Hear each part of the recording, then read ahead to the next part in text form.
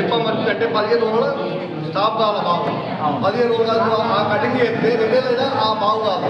అది నష్టపోయిన రోజు మళ్ళీ మేమే వేస్తాం. సరే సార్, ఇప్పుడు మ్యాంగో అనేది ఆ కటింగ్ చేస్తే ఒక మనిషి 100 నుంచి 150 కాయలు కటింగ్ చేయలేడు.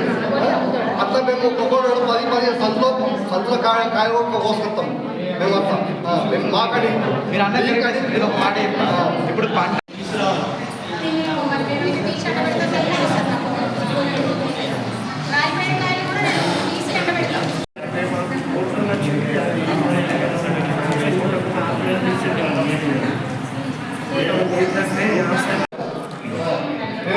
ఎన్నో మళ్ళీ సలహాలు కూడా ఇస్తున్నా. ఇప్పటికలా ఫోన్ నెంబర్లు ఉన్నాయి. కావాలంటే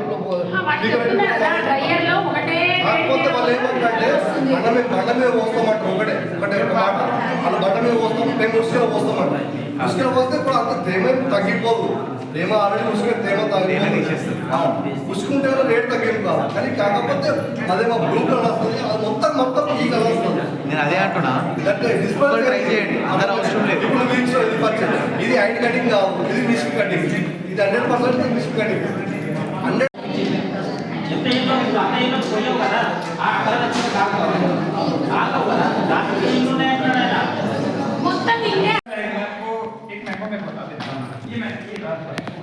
जैसे एक टमाटर थी, ठीक है, टमाटर पे आपका मान के लिए ये वाला पार्ट खराब है, तो ये मार्केट पे आपका नहीं जाता ना, आप खेत पे छोड़ देते हो, तो ये टमाटर क्या है आपका वेस्ट हो गया। आप ये बताइए, ये वाला पार्ट आप हटा दोगे तो आपका ये पार्ट तो सही रहेगा, सही है कि नहीं?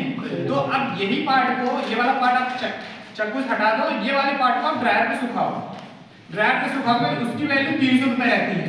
एक 15 किलो आप सुखाओगे तो 1 किलो टमाटर बनेगा। टमाटर वो है, टमाटर आप ऐसे सूख किया था ना, इसका कलर जाएगा ना टेस्ट जाएगा, इसका फ्रेगनेंस भी जो रहेगा एलर्जिक रहेगा।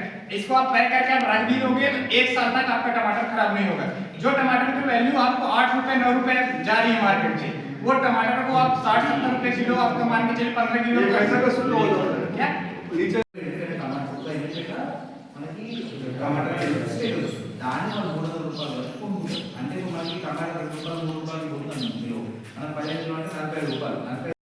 కూరగాయలు చేసుకున్నప్పుడు టమాటా చేసుకున్నప్పుడు ములక్కాయలు ఉంటాయి కదా, ములక్కాయలు కోసేసి డ్రై చేసి పౌడర్ చేసుకున్నప్పుడు, మునగాకులు ఉంటాయా, మునగాకులు చేసుకున్నప్పుడు, టమాటాలు చేసుకున్నప్పుడు, ఆలు చిప్స్ ఉంటాయా, చిప్స్ కోసి అవి కూడా నిండా పెట్టచ్చు. ఎన్ని కూరగాయలు అయితే మెంత కూర పెట్టుకున్నచ్చు, పాలకూర పెట్టుకున్నచ్చు, తర్వాత పాలపానికి యాడ్ చేస్తే పచ్చిపాలు ఇస్తారా, పౌడర్ యాడ్ చేసేది, పౌడర్ వేస్తాడు. ఆ పౌడర్ వేస్తాడు, పౌడర్ కిలో అర్ధ కిలో ప్యాకెట్ తెచ్చుకుంటాడు, అది వేస్తాడు, పన్నీర్ కలిపి చేస్తాడు. మనం పాలపాని పంచుకుంటే ఏదైతే పౌడర్ అది ఖచ్చితంగా కాదు. సో ఇట్లా మన సీజన్లో మన దగ్గర పండేది ఏ పంట అయినా సరే దాంట్లో ఎప్పుడైనా ట్రై చేసుకున్నాం. ఎప్పుడు నడుస్తూనే ఉంటుంది. ఈ సీజన్ అయిపోయింది సార్ మిషన్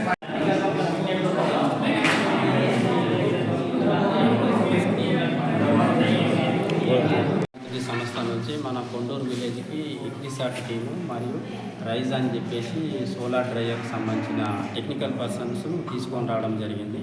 ఈ గ్రామంలో ఏంటంటే ఆమ్చూరు ప్రాసెసింగ్ చేసే సభ్యురాలు మన మహిళా సంఘాల వాళ్ళు ఎక్కువ ఉన్నారు. సో వాళ్ళకి ఏంటంటే పాత పద్ధతులు కాకుండా కొత్త పద్ధతుల్లో సోలార్ డ్రైయర్తో మనం ఆమ్చూరు ఎండబెట్టి మార్కెటింగ్ చేసుకుంటే దానికి ఎక్కువ రేటు రావడం జరుగుతుంది. ఆ ఉద్దేశంతో మన రైజ్ అని చెప్పేసి సోలార్ డ్రైయర్ వాళ్ళు ఇందోరు మధ్యప్రదేశ్ నుంచి తీసుకురావడం జరిగింది. వాళ్ళకి సంబంధించిన టెక్నికల్స్, తర్వాత ఏ విధంగా సోలార్ ఇన్స్టలేషన్ చేస్తాం, తర్వాత దానికి ఫైనాన్స్ ఎలా ఉంటుంది, తర్వాత సోలార్ ఇన్స్టలేషన్ చేసుకుంటే దాని ద్వారా కలిగే ఉపయోగాలు, ఆ ఉపయోగంతో పాటు ప్రతి ఒక్కరు స్వయం సహాయక సభ్యురాలు అయితే ఆమెకు 35% మనం PMFA కింద స్కీమ్ కింద కూడా మనం లోన్ ఇప్పించడం జరుగుతుంది. కావున ఈ సోలార్ డ్రైయర్తో చేయడం ద్వారా ఏంటంటే లేబర్ కాస్ట్ ఒకటి తగ్గుతుంది. తర్వాత వీళ్ళు ఉత్పత్తి చేసే ఆహార పదార్థాలు పొల్యూషన్ కాకుండా బయట ఎండబెట్టినప్పుడు సడన్గా వర్షాలు పడ్డా గాలు కలిసినా లేకపోతే హైజీన్ మెయింటైన్ చేయడం కష్టమవుతుంది. కాబట్టి సోలార్ డ్రైయర్లో పెట్టడం ద్వారా హైజీన్తో పాటు తర్వాత ఆరోగ్యకరంగా ఉంటాయన్న ఉద్దేశంతో ఈరోజు ఇక్కడ అవగాహన సదస్సు ఏర్పాటు చేయడం జరిగింది.